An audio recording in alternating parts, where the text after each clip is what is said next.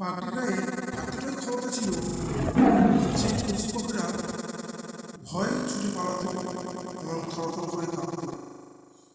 বাঘের গর্জন শুনে পশুপাখিরা ছুটে পালাত। কিন্তু এক হঠাৎ এক চতুর শিয়ালের সঙ্গে তাদের দেখা হয়। কিন্তু চতুর শিয়ালে এত বুদ্ধি তীক্ষ্ণ, সে বুদ্ধির ছলে বাঘটিকে নিজে আয়ত্ত নিয়ে আসে এবং বাঘকে কৌশল শেখায়।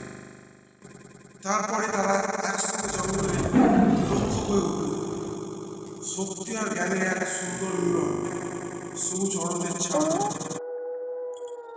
শিয়ালের এই চতুর বুদ্ধি আর বাঘের অপরিচিত ক্ষমতা, এদের মিলনের ফলে জঙ্গলের ছেড়ে হয়ে ওঠে দুজনে এবং এই দুজনের বন্ধুত্ব আরো গাঢ় হয় এবং জঙ্গলে রাজত্ব করতে থাকে